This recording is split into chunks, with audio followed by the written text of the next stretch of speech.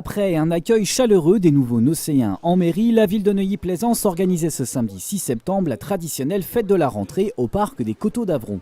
Cette année, l'événement célébrait tout particulièrement la récolte de la belle de Neuilly-Plaisance, une variété de pommes de terre plantée en avril dernier au sein même du parc et créée en partenariat avec la coopérative bretonne Triscalia. Les 600 kilos récoltés depuis ont été vendus en à peine 1h30. Il faut dire que la belle de Neuilly-Plaisance a eu le droit à une couverture médiatique impressionnante. Tous les grands journaux, télévisions et radios en ont parlé. Derrière le goût de ce tubercule, il y a un message que le maire de la commune, Christian Demuynck, voulait faire passer. L'objectif, c'est bien entendu de montrer qu'à Neuilly-Plaisance, il se passe des choses intéressantes, mais qu'en plus, la Neuilly-Plaisance et la Seine-Saint-Denis, ce n'est pas ce qu'on pense. C'est-à-dire, ce n'est pas que de la délinquance, que de la toxicomanie, qu'il y a aussi des gens qui sont très bien, qui habitent dans ce département, et plus particulièrement dans cette ville de Neuilly-Plaisance. Au prix d'1,50 € le kilo, la belle de Neuilly-Plaisance a beaucoup plu aux Nocéens. Une fois qu'il y a un peu de sel, un peu de beurre dessus, il y a un petit goût sucré qui est loin d'être désagréable. Ce ne sont pas les activités qui manquaient, une vingtaine de commerçants de la ville faisaient découvrir leur profession. Ces derniers ont d'ailleurs offert pas moins de 4 600 € de lot dans des paniers garnis.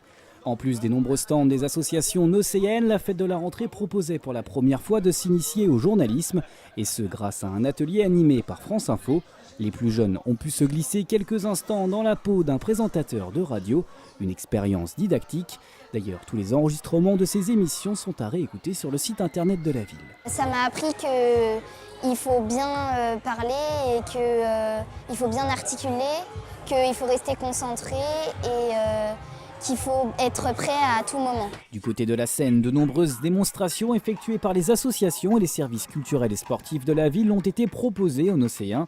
Les enfants de la MCJ, accompagnés de Magali Groppo, conseillère municipale et présidente de l'association Arabesque, ont présenté leur flash mob et rencontré un énorme succès. Je voulais montrer qu'on pouvait être une élue sur le terrain et de faire de belles choses pour la jeunesse.